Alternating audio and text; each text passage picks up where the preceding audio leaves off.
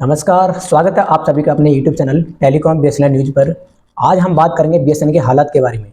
आज के टाइम पे 2025 के अंदर बीएसएनएल के हालात क्या है, कितना प्रॉफिट हुआ है, कितना लॉस हुआ है, आज यही हम चर्चा करने वाले हैं इस वीडियो के अंदर। वीडियो को लास्ट तक देखें, कहीं भी स्किप ना करें, बहुत तरह को सीखने को मिलने वाला है। दोस्तों बीएसएनएल के कुछ अच्छे दिन अब आ गए हैं, क्योंकि दोस्तों 17 साल बाद दोस्तों बीएसएनएल मुनाफा में आया है। एक बहुत बड़ी बात है, बीएसएनएल अब आके मुनाफा में आया है। जितना भी लॉस करा था वो सारा एक बार में ही क्लियर कर दिया 2 से 3 महीने के अंदर। इसी तरीके से अगर बीएसएनएल काम करता अभी के टाइम पे तो भाई बहुत ज़्यादा दोस्तों आगे निकल सकता था, लेकिन बीएसएनएल कभी सोचता नहीं है कि हमें आगे निकलना है, क्योंकि ये काफ़ी कंपनी जब आगे निकल जाती है तब बीएसएनएल सो के उठता है कि भाई हमें भी कुछ करना चाहिए, क्योंकि हमारी कंपनी लॉस में जा रही है। ठीक है, अब बीएसएनएल ने दोस्तों कुछ ऐसे प्लान जो है लॉन्च किए हैं और हर कंपनी ने अपने प्राइस को दोस्तों बढ़ा दिया है रिचार्ज प्लान को, लेकिन बीएसएनएल का भाई प्लान नहीं बढ़ा। कितने भी घाटे में चल रहे हो फिर भी दोस्तों बीएसएनएल ने ये बहुत अच्छा काम किया कि अपना जो रेट है रिचार्ज का दर है वो नहीं बढ़ाया, वही का वही रहने दिया, जिससे बीएसएनएल का जियो आइडिया एयरटेल के जो यूजर्स थे वो बीएसएनएल पे एकदम से टूट पड़ी। और बीएसएनएल का जो सिम का रेट था वो भी बहुत ज़्यादा सस्ता था, और हर कंपनी देती है दोस्तों 300 रुपये के अंदर, 250 रुपये के अंदर 28 दिन, और बीएसएनएल देती है भाई 200 रुपये के अंदर आपको तो 45 दिन तक दोस्तों इंटरनेट देती है और कॉलिंग अनलिमिटेड देती है। मान लीजिए आप 249 रुपये में आपको 45 डेज तक आपको वैलिडिटी मिलती है 2 GB डाटा के साथ, तो बहुत ज़्यादा सस्ता रिचार्ज प्लान है। इसी वजह से बीएसएनएल 2 महीने के अंदर इतना मुनाफा कर दिया 17 साल के बाद कि बीएसएनएल का जो दोस्तों इंक्रीजमेंट है वो बढ़ता गया। तो चलिए आज के हम इसके अच्छे दिन जानते हैं दोस्तों, क्या अच्छे दिन चल रहे हैं।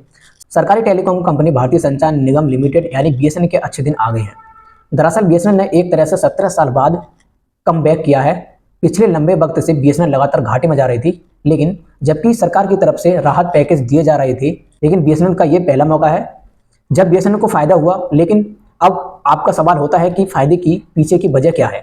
तो आपको बता दें कि बीएसएनएल की वजह मोबाइलिटी, ब्रॉडबैंड और वायरलेस सर्विस है, जिसका एक तरीके से बहुत बड़ा एक जोर है। और पता चला है कि भाई बीएसएनएल का जो नेटवर्क है वो कनेक्टिविटी बहुत तगड़ी हो गई है। 700 मेगाहर्ट्ज का जो बैंड है वो चालू कर दिया है, और ब्रॉडबैंड है वो भी दोस्तों वायरलेस के जरिए कर दिया गया है। इसी वजह से बीएसएनएल मुनाफे में जा रहा है।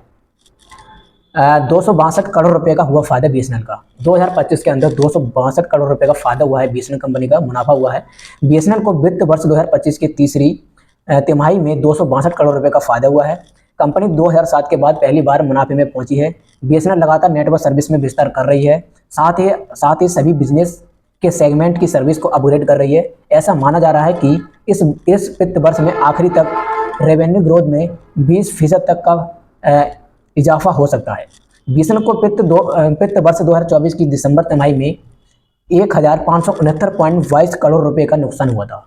कब हुआ था दोस्तों? 2024 की तिमाही में हुआ था। लेकिन अभी के टाइम पे कितना मुनाफा हुआ है दोस्तों? 262 करोड़, मान सकते हैं आप 262 करोड़ रुपए का फायदा हुआ है। तो बहुत ज़्यादा प्रॉफिट में अभी बीएसएनएल पहुंच गई है। दोस्तों कंपनी दे रही है इनोवेशन, इस पर भी दोस्तों ध्यान देना बहुत ज़्यादा जरूरी है। अब सवाल उठता है कि नुकसान से बीते 1 साल में फायदे की वजह क्या थी। तो बता दें कि कंपनी ने इनोवेशन पर फोकस किया है, साथ ही नेटवर्क विस्तार पर ध्यान दिया है। जहां पहले तक 3G सर्विस ऑफर कर रही थी, वहीं अब दोस्तों बीएसएनएल 3G के साथ 4G 5G सर्विस पर शिफ्ट हो रही है। इसी को लेकर के दोस्तों बीएसएनएल के जो यूजर है बहुत ज़्यादा अपग्रेड हो रहे हैं और बीएसएनएल का मुनाफा हो रहा है। साथ ही कॉस्ट ऑप्टिमाइजेशन पर ध्यान दिया है, जिसके अलावा कस्टमर सेंटरिंग सर्विस पर ज़्यादा फोकस किया गया है। इन सेक्टर में हुआ इफाजा। बीएसएनएल मोबाइलिटी सर्विस के रेवेन्यू में 15% की ग्रोथ दर्ज की गई है, जबकि फाइबर टू होम सर्विस में 18% और वायरलेस सर्विस में साल दर के हिसाब से 14% की ग्रोथ दर्ज की गई है। वित्त वर्ष 2025 के दिसंबर तिमाही के दौरान चौथी पीढ़ी को 4G नेटवर्क रोल आउट करने का काम किया जा रहा है। अब बात करते हैं दोस्तों इसके टैरिफ प्लान के इजाफे का बीएसएनएल को क्या फ़ायदा मिला है। बीएसएनएल की तरफ से 4G नेटवर्क को रोल आउट करना शुरू कर दिया है। साथ ही कंपनी 5G नेटवर्क भी लॉन्च करने की तैयारी कर रही है। इस साल जियो, एयरटेल और वोडाफोन आइडिया की तरफ से टैरिफ प्लान की कीमत में बढ़ोतरी की गई है, जिसकी वजह से जो बीएसएनएल के जो यूजर्स हैं वो तेज़ी से बीएसएनएल की तरफ शिफ्ट हो रहे हैं। इससे भी बीएसएनएल को बहुत ज़्यादा फायदा हुआ था। मैंने आपको बताया था अभी कुछ देर पहले कि हर कंपनी ने, जैसे जियो, एयरटेल और बीआई, इन जो 3 कंपनी इन्होंने अपना जो रिचार्ज प्लान है उनको बहुत ज़्यादा अपग्रेड कर दिया था। इसी वजह से बीएसएनएल जो जियो, एयरटेल के और आइडिया के यूजर थे वो बीएसएनएल पर शिफ्ट हो रहे हैं, क्योंकि भाई इतना पैसा कौन खर्च करेगा। नेटवर्क तो बहुत अच्छा खासा है उनका, लेकिन जो ट्राई प्लान है वो बहुत ज़्यादा बढ़ा दिए हैं। लेकिन बीएसएनएल भाई अपने भारत की टेलीकॉम कंपनी है, इनका रिचार्ज नहीं बढ़ाएगा, चाहे कितने भी घाटे में कंपनी चल रही हो। लेकिन फिर भी दोस्तों बीएसएनएल ने सोचा है कि हम अपने यूजर के लिए वही प्लान रखेंगे।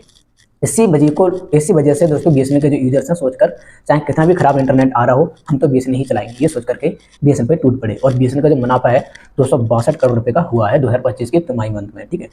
तो आपको कैसा लगा ये वीडियो कमेंट करके बताना। अगर वीडियो सही लगे हो तो वीडियो को लाइक भी करना, चैनल को सब्सक्राइब करना और बेल आइकन भी प्रेस कर लेना, ताकि मैं कोई वीडियो अपलोड करूँ तो उसका नोटिफिकेशन आपको सही सलामत पहुंचता रहे। मिलते हैं नेक्स्ट वीडियो में, तब तक के लिए जय हिंद, वंदे मातरम, बाय बाय।